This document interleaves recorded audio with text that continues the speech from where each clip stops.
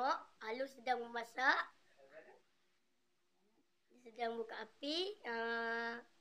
Long, lepas ni nak letak apa, Long? Berapa banyak kita perlu isi? Janganlah pegangan tangan. Berkain.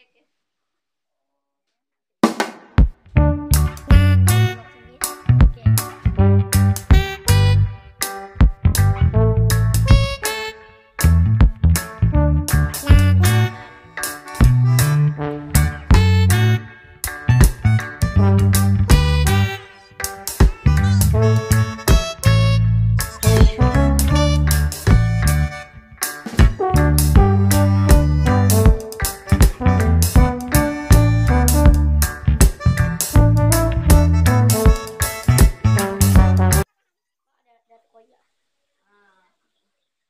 First masak macam ni lah cara dia.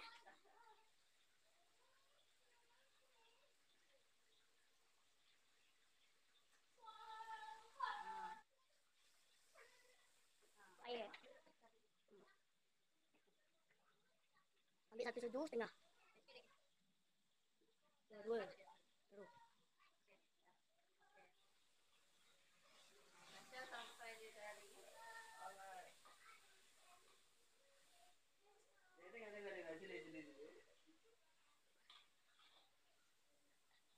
Agak-agak sedap tak?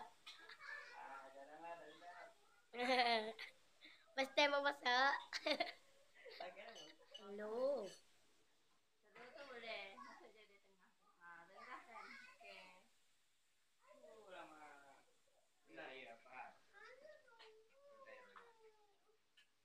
Oi, pegang. Apa?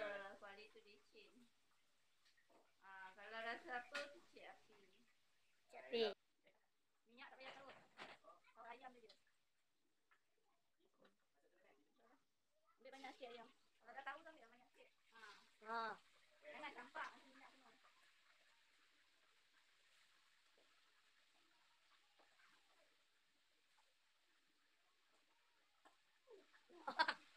Oh. Belakang. Okey. Kenakan minyak sikit. Tak payah balik. Pusing kan? Ambil kain sebelah pegang. Tak apa kan? Hancurkan pun tak apa. Nak buat sampai hancur tu. Kalau api tu rasa besar sikit kan? Kena buat macam ni, kita kena api lah. Masuk lah. Masuklah siapa tahu nak masuk mana. Jangan terhancur sangat. Okey. Isi dalam Kering.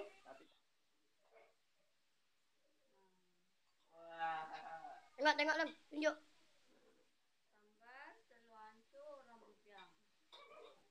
Sambal telur hancur orang bujang. Beginilah rupanya.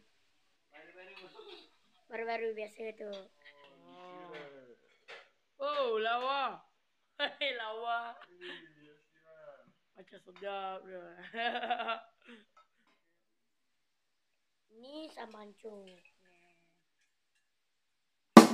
Ni ayam.